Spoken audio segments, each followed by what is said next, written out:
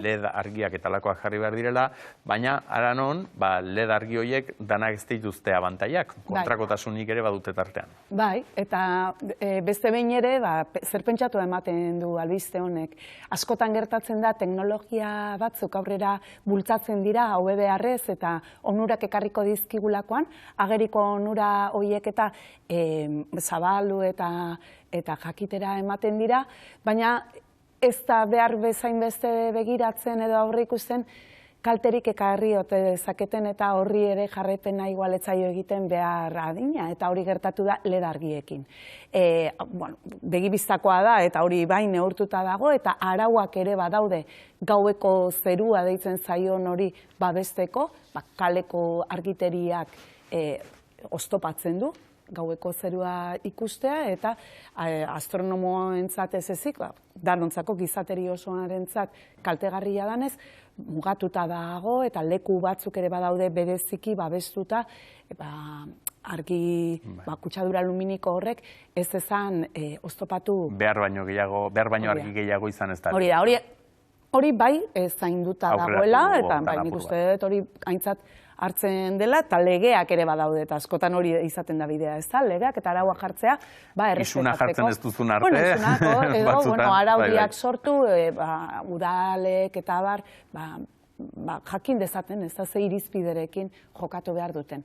Eta kaleko argi ezaia, LED argiek ordezkatu dituzte, lehen zeuden sodiozko argiak eta gutxiago kontsumitzen dutelako, eta hori ona da ingurumenerako, energia gutxiago berdelako elektrizitatea sortzeko eta argiztatzeko batetik, eta bestetik ekonomikoki ere, onurak ekartzen dituzte, denbora askoz luzeagoan irauten dutelako. Orduan, alde horretatik ez dago zalantzarik. Baina, hori da, baina bat, eta baina potolo bat topatu dute Exeter Unibertsitateko ikertzaileek aztertu dutelako ez bakarrik zenbat edatu den argitasuna, gaueko argitasuna hirietan eta bar, hori izan dugun bezala, egiten zaio horri jarraipena eta arauak eta egiten dira, begiratu diote ze argi mota ematen duten LED argi hauek.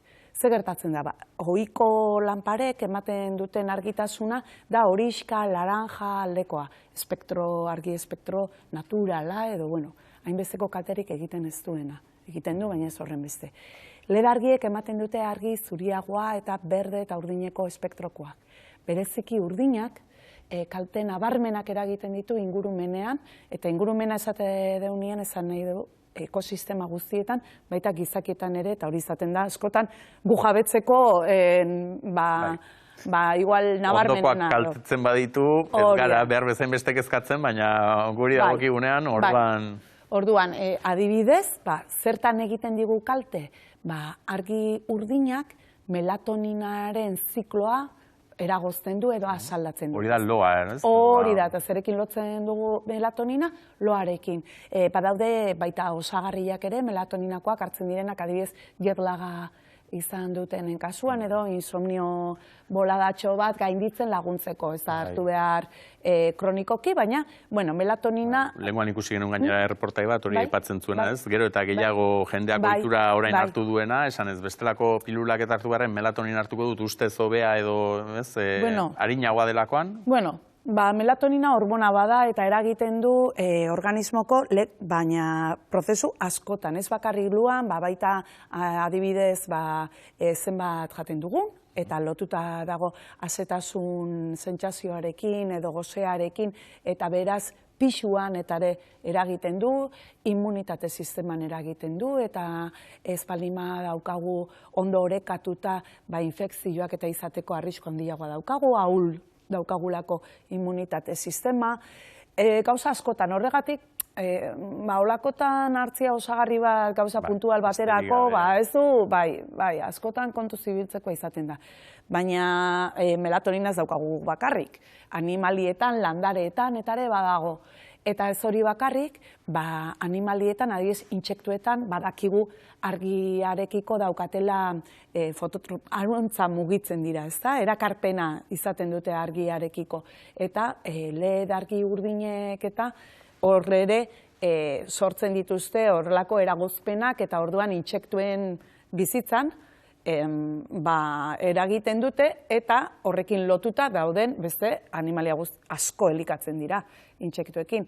Eta saguixarretan ere, kautarrak direnez, horre ere egin dute jarrepena eta ikusi dute zenbateraino eragiten dieten saguixarren populazioi. Orduan, Exeterreko unibertsitatekoak esaten dutena badaude moduak argi merkeagoak eta zea ingurumena eta gutxi kaltetuko dutenak leda izan gabe eta goazen ikustera, eta jarraitzera honi. Beste alternatibarik baute den, ezta? Bai.